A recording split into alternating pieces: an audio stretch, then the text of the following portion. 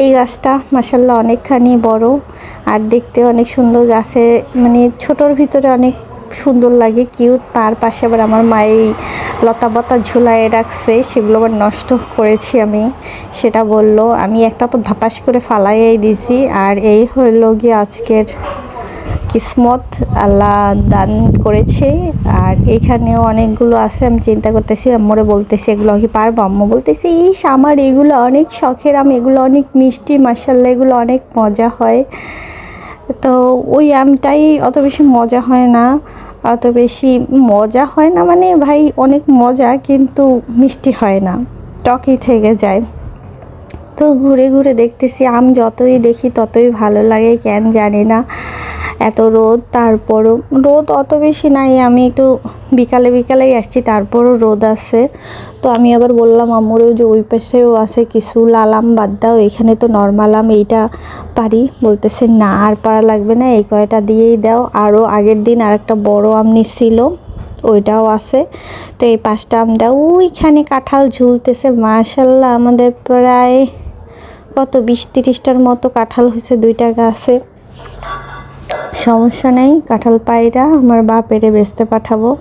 তো আম্মু আবার, আমি চলে যাওয়া শুরু করছি, আম্মু আবার ডাইকা বললো এই যে একটা পাকা আম আছে, এটা নিয়ে যাও। এই গাছের এইটাই লাস্ট আম, আর নাই, শেষ। এই আমগুলো অনেকগুলো খেয়েছি মাশাআল্লাহ। এই ব্যানানা ম্যাঙ্গোটাও এত মজা, এত মিষ্টি, এবং এটার আঠিটা এত পাতলা ভাই, এত পাতলা যা বলার মতন না। তো আম ধুয়ে দিচ্ছি একদম সাথে সাথে গাছ থেকে পাইরা, তারপর ধুইয়া, তারপরে এক্ষুনি বানায় ফেলবো।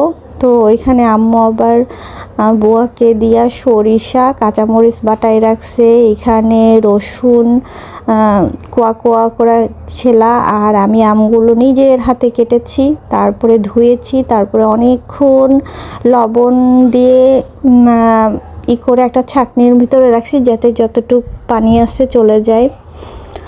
তো একদম খাঁটি সরিষার তেল দিয়ে দিচ্ছি, সরিষার তেলে আমি এই রসুনগুলো ভেজে নিচ্ছি। তো সরিষা বাটা, কাঁচামরিচ বাটা, আর তার সাথে আদা রসুন বাটা, এগুলো দিয়ে মশলাটা সুন্দর করে কষায় নিতেছি। আমার মা অনেক রাগ করতেছে এই রসুনগুলো দেওয়ার কারণে। আম্মু বলতেছে রসুন গলা যাবে, আমি বলছি যাক গলা যাক, সমস্যা নেই। রসুন গলা গেলে একটা রসুন রসুন আচারের ফ্লেভার আসবে, আমার কাছে খুবই ভাল লাগে রসুনের আচার।